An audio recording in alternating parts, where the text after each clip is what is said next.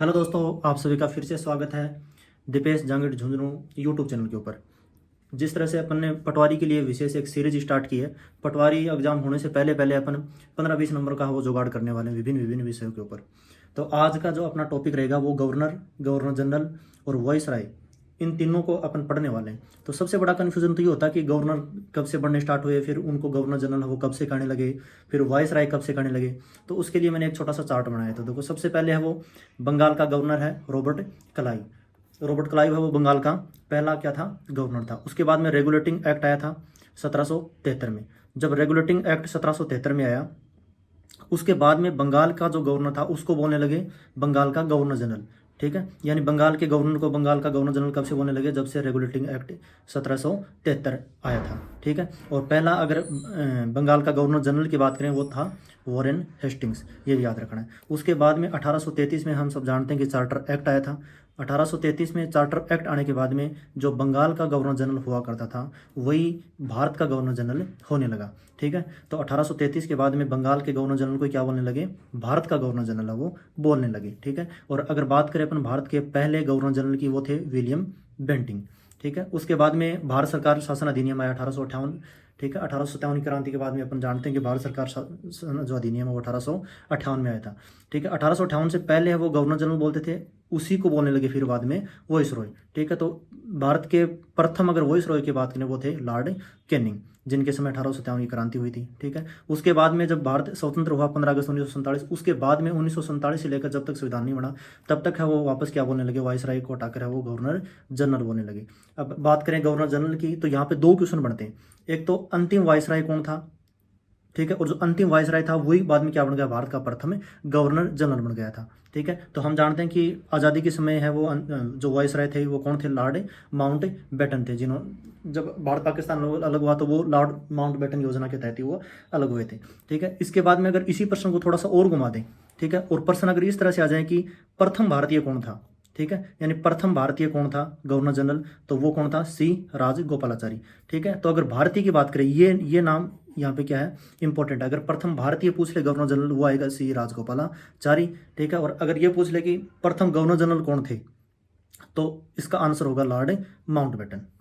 तो इस तरह से हमने एक चार्ट के माध्यम से गवर्नर जनरल, फिर वो कब उसको गवर्नर जनरल बोलने लगे, उसके बाद में वॉइस राय बोलने लगे, इसको अपन ने समझा। अब अपन एक एक गवर्नर की बात करेंगे, फिर गवर्नर जनरल की बात करेंगे, फिर वॉइस राय की बात करेंगे। सिर्फ इंपॉर्टेंट बिंदुओं के ऊपर अपन चर्चा करने वाले हैं जहाँ से क्वेश्चन है वो पुटअप होते हैं। तो आप वीडियो के लास्ट तक बने रहें।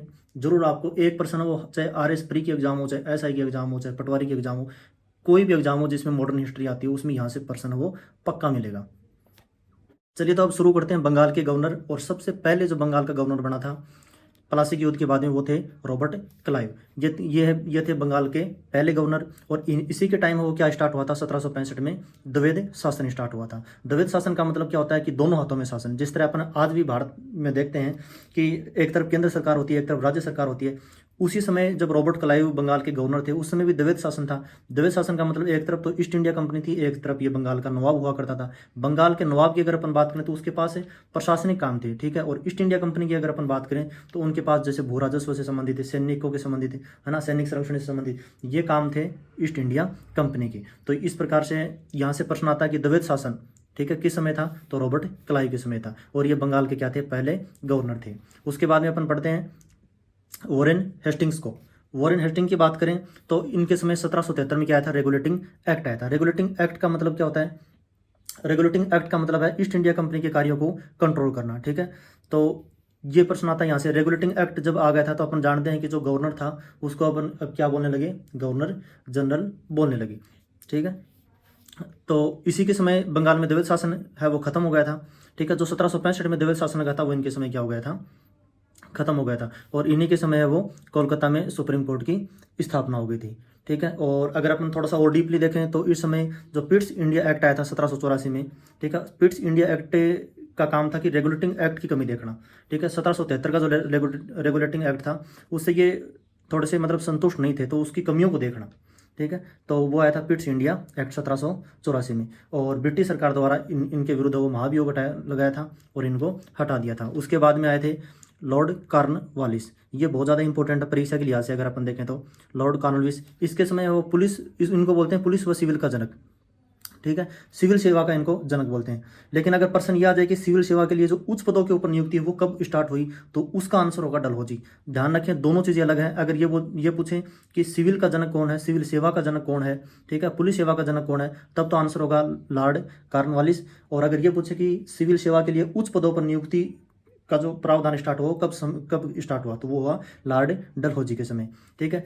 इसके अलावा लॉर्ड कॉर्नवालिस के समय है वो स्थायी बंदोबस्त पद्धति है वो लागू हो गई थी, ठीक है। और इसके अलावा एक अपन श्रीरंगपट्टनम की संधि देखते हैं जो कि टीपू सुल्तान के साथ हुई, वो भी लॉर्ड कॉर्नवालिस के समय थी। ये 3-4 बात हैं, ये कॉर्नवालिस की बात है, यहाँ से वो प्रश्न अक्सर आता रहता है। उसके बाद में है लॉर्ड वेलेजली। लॉर्ड वेलेजली को अपन जानते हैं सहायक संधि के लिए, 1798 में इन्होंने सहायक संधि की है वो शुरुआत की। और अगर पहला राज्य देखें जो कि जिसने सहायक संधि को स्वीकार किया वो था हैदराबाद। तो हैदराबाद राज्य है वो सहायक संधि करने वाला पहला राज्य बना था। इसके अलावा इन्होंने प्रेस के ऊपर भी प्रतिबंध लगाया था, ठीक है। और इन्हीं के समय है वो चौथा आंग्ल मैसूर जो युद्ध है वो भी हुआ था, ठीक है। तो ये इंपॉर्टेंट चीज़ है सहायक संधि वाली, ठीक है। सहायक संधि की है स्वीकार करने वाला पहला राज्य कौन सा हो गया, हैदराबाद हो गया, ठीक है। अब सहायक संधि की शुरुआत क्यों हुई, क्योंकि फ्रांसीसियों के भय को समाप्त करना था। उसके बाद में लॉर्ड जो वेलेजली है वो स्वयं को क्या बोलते थे, बंगाल का शेर बोलते थे। उसके बाद में अपन पढ़ेंगे लॉर्ड विलियम बेंटिंग को। लॉर्ड विलियम बेंटिंग है, ये भी काफ़ी इंपॉर्टेंट है परीक्षा के लिहाज से।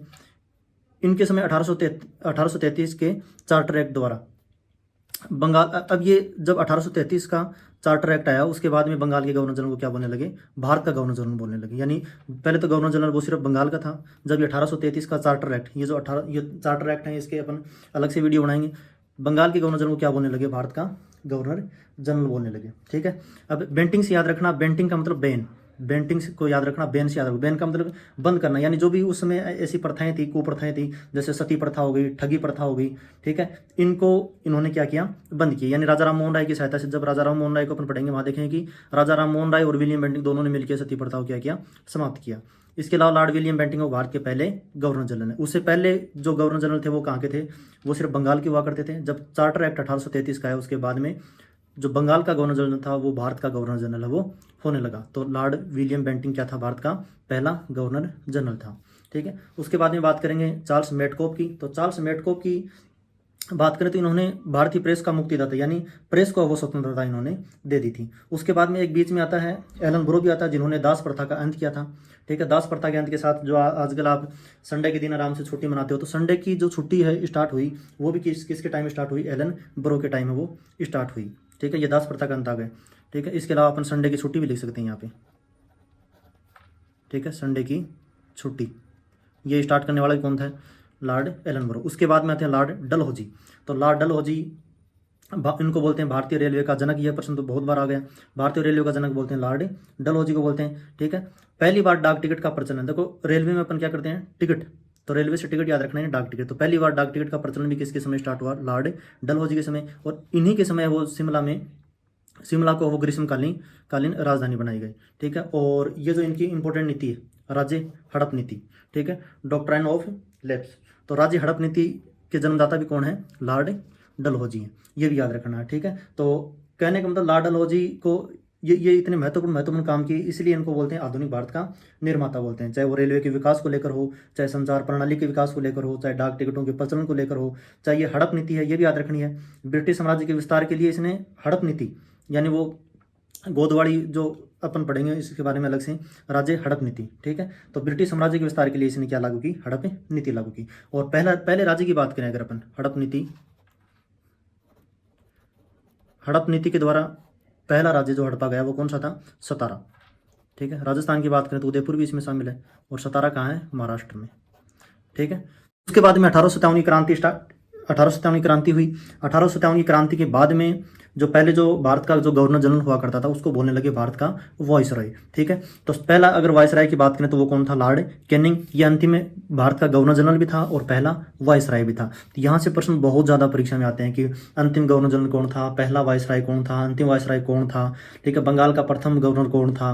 तो ये आपको एकदम से रट लेने हैं। इन्हीं के समय वो 1857 की क्रांति हुई, और 1856 में विधवा पुनर्विवाह अधिनियम वो भी इन्हीं के समय लागू हुआ। इसके अलावा high court, 3 high court, Madras, Mumbai और कोलकाता, इन तीनों की स्थापना भी वो भी लॉर्ड कैनिंग के समय हुई। ठीक है, और जो डलहौजी के द्वारा हड़प जो सिद्धांत जो लागू किया था उसको समाप्त वो किसने किया, लॉर्ड कैनिंग ने स्टार्ट किया, वो समाप्त किया, सॉरी। ठीक है, इसके अलावा अगर अपन भारतीय दंड संहिता की बात करें, उसकी स्थापना भी लॉर्ड कैनिंग के द्वारा हुई।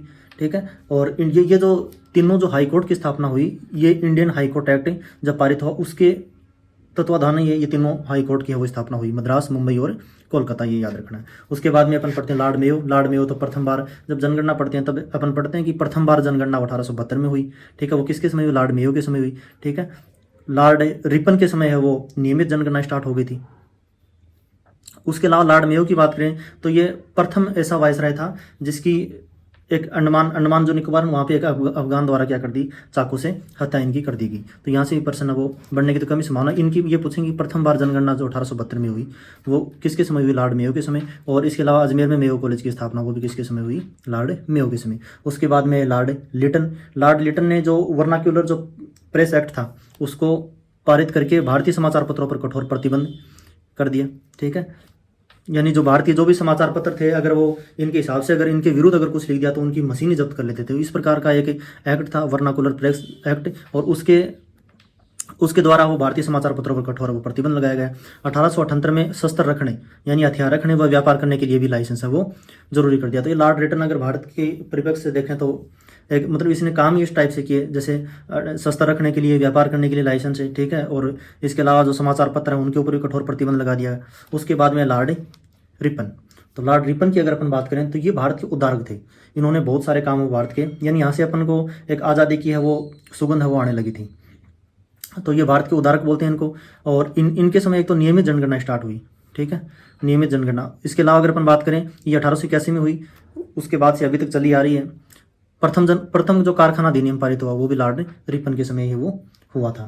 इसके अलावा अगर अपन बात करें 1882 में वर्नाकुलर ये प्रेस एक्ट है ये समाप्त हो गया। यानी जो वर्नाकुलर प्रेस एक्ट है लॉर्ड लिटन ने जो शुरू किया था वो किसने बंद कर दिया, लॉर्ड रिपन ने बंद कर दिया। फिर 1883 में इल्बर्ट बिल है वो पारित हुआ। इल्बर्ट बिल क्या था कि भारतीयों को यूरोपियन कोर्ट में जज बनने की अनुमति मिली। यहाँ से इल्बर्ट बिल कब का है, 1883 का, किसके समय, लॉर्ड रिपन के समय। आगे आने वाले जो भी वायसराय उनकी कोई एक दो बात है, यानी बहुत ज़्यादा बात है वो इनकी है नहीं, तो आपको दो तीन बात है वो सबकी याद रखनी है। उसके बाद में आया लॉर्ड डफरिन के समय याद रखनी है। 1885 में कांग्रेस की स्थापना हुई, ए.ओ. ह्यूम उसके अध्यक्ष बने पहले। उसके बाद में लॉर्ड कर्जन के समय है वो एक तो 1905 में बंगाल का विभाजन हुआ। ठीक है, बंगाल विभाजन के अलावा अगर लॉर्ड कर्जन की बात करें तो इसी समय भारतीय पुरातत्व विभाग की स्थापना हुई। इसके अलावा भारतीय जो विश्वविद्यालय अधिनियम वो भी पास हुआ था। लॉर्ड कर्जन की दो तीन बात हैं। ठीक है, उसके बाद में लॉर्ड हार्डिंग के समय वो राजधानी है वो कोलकाता से दिल्ली आई। ये इंपॉर्टेंट है कि राजधानी कोलकाता से दिल्ली कब आई, लॉर्ड हार्डिंग के समय। ठीक है, इसके अलावा अगर अपन बात करें जो बंगाल विभाजन हुआ था वो भी लॉर्ड हार्डिंग के समय वो इसको रद्द कर दिया गया। प्रथम विश्व युद्ध जो 1914 से लेकर 1918 तक हुआ वो भी किसके समय हुआ, लॉर्ड हार्डिंग सेकंड के बीच हुआ, इनके कार्यकाल में हुआ। उसके बाद में है लॉर्ड चेम्सफोर्ड का अगर कार्यकाल की बात करें तो वो रहा 1916 से लेकर 1921 तक। अब इस समय जो अपने कल वीडियो डाला था भारत के राष्ट्रीय आंदोलन, तो 1916 और 1921 के बीच में जो जितनी भी घटनाएं हैं, चाहे वो होम रूल लीग वाली हो, ठीक है, चाहे वो जलियांवाला बाग हत्याकांड वाली हो, जितने भी जो भी घटनाएं हुई हैं 1916 और 1921 के बीच में, वो किसके काल में हुई, लॉर्ड चेम्सफोर्ड के बीच में। इसी प्रकार से अपन को याद रखना लॉर्ड इरविन के काल की अगर अपन बात करें तो 1926 से 1931। तो लॉर्ड इरविन यानी 1926 और 1931 में, चाहे नेहरू रिपोर्ट 1928 से, चाहे वो गोलमेज सम्मेलन वाली कोई भी बात हो, सारी की सारी 1926 और 1931 के बीच की घटनाएं हैं। उसमें वायसराय कौन रहेंगे, लॉर्ड इरविन रहेंगे। ठीक है, तो इनको कोई रटने की जरूरत नहीं, यानी आप उन घटनाओं को अगर याद कर लोगे और इनका अगर आप कार्यकाल थोड़ा सा देख लोगे, चेम्सफोर्ड 1916 से 21 रहा, ठीक है, लॉर्ड इरविन हो 1926 से 1931 रहा, तो उन सभी यानी वो सारी घटनाएं याद अगर पहले से है तो इनका सिर्फ आपको यहाँ पे ये कार्यकाल याद है वो रख लेना। उसके बाद में लॉर्ड वेलिंगटन की बात करें तो इस समय भारत सरकार अधिनियम 1935 बढ़ाया था। ठीक है, और भारत सरकार अधिनियम 1935 की बात करें तो इस समय केंद्र में द्वैध शासन स्टार्ट हो गया था। इसके अलावा बर्मा को भारत से अलग कर दिया गया। और आरबीआई जब अपने इकोनॉमिक्स में पढ़ते हैं तो आरबीआई की स्थापना भी 1935 में किसके समय हुई, लॉर्ड वेलिंगटन के समय हुई। उसके बाद में लॉर्ड लिथगो 1936 से लेकर 1943 तक। ठीक है, तो ये 1936 और 1943 के बीच में भी जितनी भी चाहे भारत छोड़ो आंदोलन वाली बात हो, चाहे अगस्त प्रस्ताव वाली बात हो, उस समय कौन रहेंगे, वायसराय लॉर्ड लिथगो रहेंगे। ठीक है, उसके बाद में लॉर्ड माउंटबेटन, इसमें भारत को आज़ादी मिल गई। लॉर्ड माउंटबेटन तो जो वायसराय था ठीक है, उसको अब क्या बोलने लगे, भारत का गवर्नर जनरल बोलने लगे। तो भारत का अंतिम वायसराय कौन होगा, लॉर्ड माउंटबेटन होगा। अगर बात करें कि भारत का पहला गवर्नर जनरल कौन होगा, तो भी कौन होगा, लॉर्ड माउंटबेटन ही होगा। लेकिन अगर ये पूछ ले कि आज़ादी के बाद में जो गवर्नर जनरल बना था वो प्रथम भारतीय गवर्नर जनरल कौन बना था, स्वतंत्र भारत का प्रथम, ठीक है, भारतीय की अगर बात करें तो वो कौन रहेगा, सी राजगोपालाचारी रहेगा। ठीक है, तो यहाँ से प्रश्न काफ़ी बार पूछे जाते हैं। तो इस तरह से आज की वीडियो में हमने जो भी गवर्नर थे, गवर्नर जनरल थे, वायसराय थे, जहाँ से प्रश्न आते हैं, मोस्ट इंपॉर्टेंट जो उनकी बातें हैं, उन सभी का अपन ने अध्ययन किया। उम्मीद करता हूँ कि आपको वीडियो ये अच्छा लगा होगा। अगर वीडियो अच्छा लगा तो चैनल से लगातार अपन अपडेट पाने के लिए वो चैनल को सब्सक्राइब जरूर कर लें, दोस्तों के साथ शेयर भी करें, और जो बेल आइकन है वो भी दबा लें, ताकि जैसे ही अपन वीडियो डालें तो वो बेल आइकन है वो उसके द्वारा आपको पता लग जाए। बहुत बहुत धन्यवाद आपको।